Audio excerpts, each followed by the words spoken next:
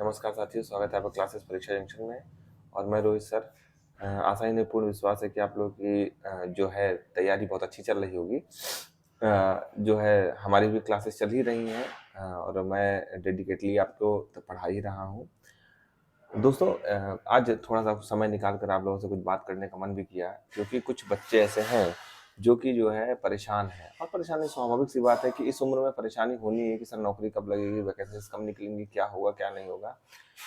तो कुछ लोग दिल रखने के लिए बता आपको बात करेंगे कि नहीं बहुत सारी वैकेंसी आने वाली हैं। कुछ लोग आपको नीचा दिखाने के लिए भी कहेंगे कि नहीं वैकेंसी बिल्कुल नहीं आएंगी, तो तैयारी कर रहे हो। क्योंकि जो लोग आपको नहीं चाहते हैं कि आप कुछ अच्छा करें अपनी ज़िंदगी में, ठीक है। देखिए, मैं एक टीचर हूँ और आपको दिग्भ्रमित करना मेरा कार्य नहीं है, मैं आपको सही दिशा दिखाना चाहता हूँ, ठीक है।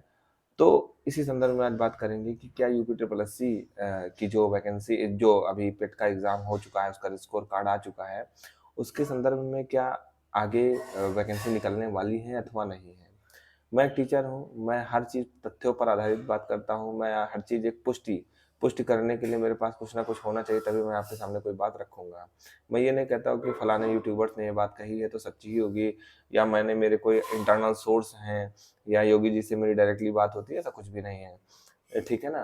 तो जो भी बात करूँगा वो एकदम फैक्ट पर आधारित बात होगी और उसके कुछ प्रमाण हैं मेरे पास, जो कि आप लोगों के पास भी है, लेकिन आप दिमाग नहीं लगा पा रहे हैं।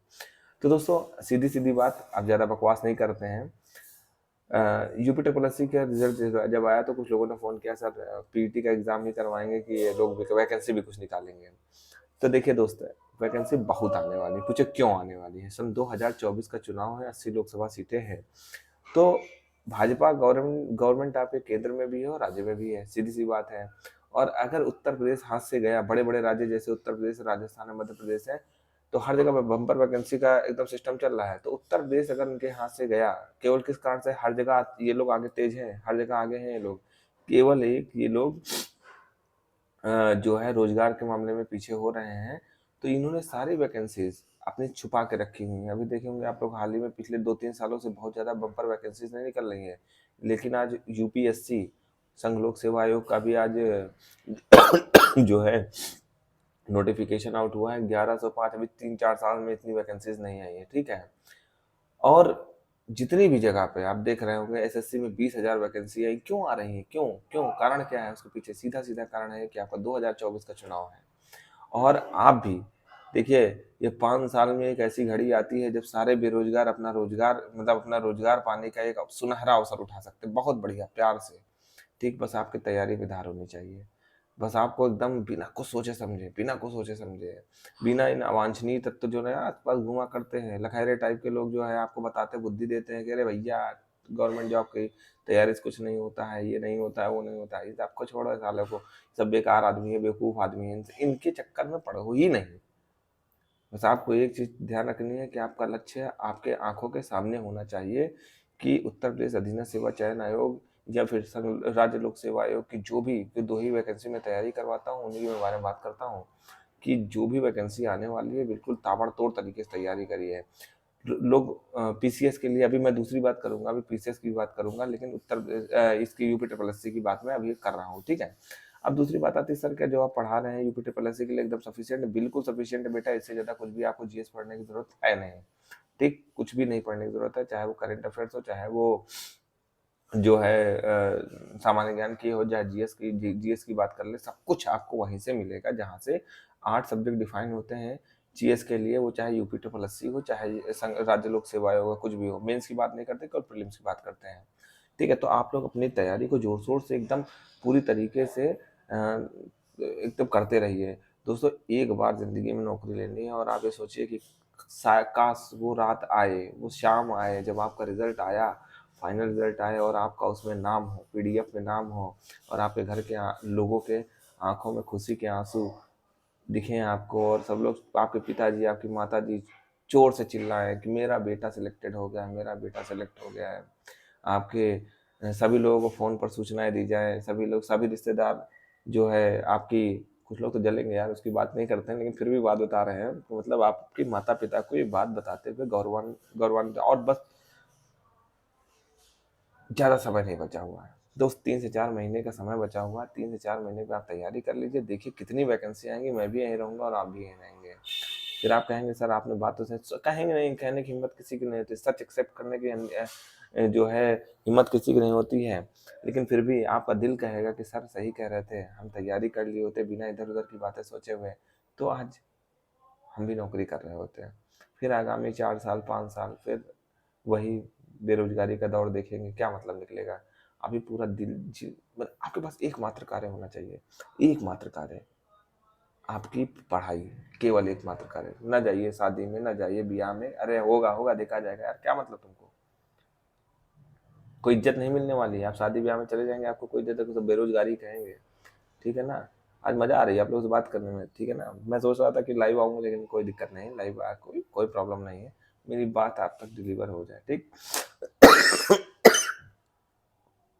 बार बार एक ही चीज की, तबीयत अस्वस्थ है, तबीयत अस्वस्थ है यार, उसमें तुम कुछ नहीं कर सकते, हम भी कुछ नहीं कर सकते, बस एक सलाह दे सकते हैं कि आपको एग्जाम देना है, हमें नहीं एग्जाम लेना है, ठीक है ना। आपको एग्जाम लेना है तो आप अपनी तबीयत स्वस्थ रखिए। और मेरी तबीयत तो जिस दिन स्वस्थ रही ना, उस दिन पूरी रात भर लेक्चर बना के आपको दे देंगे, आपका टारगेट कवर नहीं हो पाएगा, ठीक है ना। तो एक चीज तो ये बात हो गई हमारी। अब दूसरी बात करते हैं, यूपी ट्रिपल एससी के लिए तो एकदम पर्याप्त हमारा सिलेबस चल रहा है।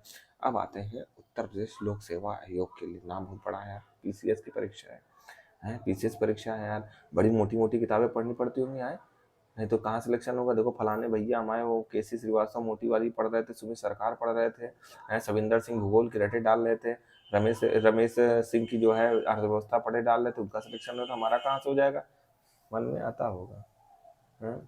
कुछ लोग ये भी सोचते होंगे कि अरे जो है वो अभी देखो बगल वाले भैया जो है दिल्ली गए थे, इतनी मोटी मोटी किताबें पढ़े, इतने देखो वापस आ गए, न पीसीएस में हुआ ना आईएएस में हुआ।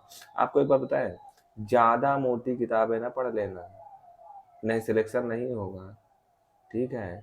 बहुत लिमिटेड सोर्स है बेटा, बहुत लिमिटेड सिलेबस है और बहुत लिमिटेड पढ़ना है, लेकिन लिमिटेड चीज़ों को कई बार पढ़ना है, बस एक चीज़ ध्यान रखना, यही आपके एग्जाम के लिए मूल मंत्र है।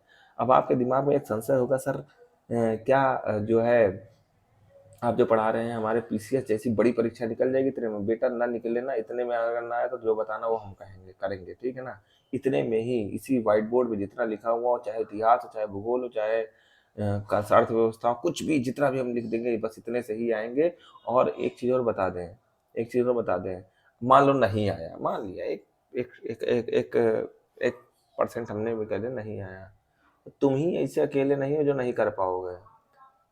लगभग 99.9% जनसंख्या, अंधी वालों को छोड़ दो, जो जय बाबा जी की तुक्का मारते हैं उनको छोड़ दो, तो 99.99% जनसंख्या उस प्रश्न को कर नहीं पाएगी। और हर बार ऐसे प्रश्न आते हैं, 150 प्रश्न में से 70-80 प्रश्न सबको आते हैं। हमारा भी एग्जाम निकला हुआ, इसलिए हाँ मैं बड़े बड़े जिम्मेदारी के साथ ये बात कह रहा हूँ, ठीक है। 150 में 80-90 प्रश्न, मैं झूठ नहीं बोलता, अरे यार मुझे पूरा 120-130 प्रश्न आते थे, और मैं बता रहा हूँ 80-90 प्रश्न आते थे।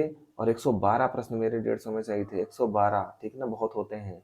तो वो होता है क्या है कि जब 80-90 प्रश्न आते हैं, फिर उसके बाद आपका कैलकुलेशन चलता है, ठीक, कैलकुलेशन, कि आप कितने प्रश्न को कैलकुलेटिव माइंड से आप कर पाते। जब आपने सब कुछ पढ़ रखा है, मेरी बातें दिमाग में सोच रखी है, हाँ मैंने बता दिया कि 2 रास्ते हैं आपके यहाँ जाने के, ठीक है ना, 2 रास्ते हैं यहाँ जाने के, तीसरा रास्ता यहाँ नहीं जाने का है, समझिए बात को, ठीक है ना। तो चौथा रास्ते का कोई मतलब ही नहीं है, आपका चौथा ऑप्शन आप सीधा सीधा एलिमिनेट कर दीजिएगा, कोई मतलब नहीं है।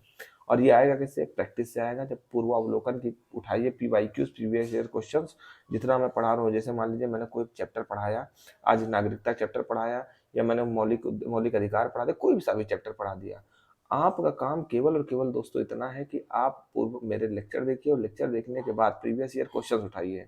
अब आप समझ लो कि जब 1996 से 1992 से आज तक कोई नया प्रश्न नहीं बना है इनको इनके बाहर, तो अब नया बनेगा भी नहीं, और बनेगा तो किसी की हिम्मत नहीं होगी उस प्रश्न को अटेम्प्ट करने की, क्योंकि माइनस मार्किंग है, ठीक।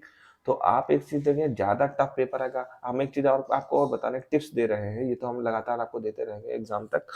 जब भी आप एग्जाम में प्रश्न पत्र सॉल्व करने बैठेंगे ना, चाहे वो यूपी ट्रिपल एससी का हो, चाहे पीसीएस का हो, चाहे किसी भी एग्जाम का हो, अगर आपने सच्चे मन से तैयारी की है जितना हमने बताया है, तो आपको अगर पेपर देख के एकदम हाय धक्का से दिल हुआ कि अरे यार ये कैसा पेपर आ गया, हमको तो आ ही नहीं रहा, हमको तो 50 में से मात्र 25 क्वेश्चन आ रहे हैं, 20 क्वेश्चन आ रहे हैं, हमारा सिलेक्शन नहीं होगा। आप ये सोच लीजिएगा कि ये अकेले आप सोचने वाले नहीं होंगे। अगर 100 बच्चे एग्जाम में बैठ रहे हैं, तो 99.9 परसेंट बच्चे ये सोचेंगे यार मेरा इस एग्जाम में सिलेक्शन नहीं होगा। अब गेम होता है उस 25 प्रश्न प्रश्न का। उन 25 प्रश्न में आप कितने प्रश्न सही कर पाते हैं और कितने, कुछ लोग हड़बड़ा जाएंगे तो दिमाग खराब हो जाएगा, माइनस मार्किंग 50 अटेम्प्ट करके आ जाएंगे और नहीं बचेंगे उनके 10 नंबर। और कुछ लोग बड़ी बड़ी शालीनता के साथ, बड़ी बड़ी गहराई के साथ उन 25 प्रश्न को अटेम्प्ट करेंगे और उन 25 प्रश्न में वो 22-23 क्वेश्चन कर लेंगे जो उनको आते थे, और कट ऑफ कितनी गई, 15 नंबर। आपका दिल दिमाग खराब हो जाएगा, इतना तो आता था, कर सकते थे। तो समझ रहे हैं मेरी बात को। कभी भी अपने आप को कम मत समझिएगा। एग्जामिनेशन हॉल में सिलेक्शन हुआ तो ठीक, नहीं हुआ तो नेक्स्ट ईयर ट्राई करना है। कौन कुंभ का मेला है कि 12 साल बाद जाएगा, फिर दिया जाएगा अगले साल, कोई दिक्कत नहीं। पॉजिटिविटी से भरे रहिए, यही आपकी सफलता का मूल मंत्र है।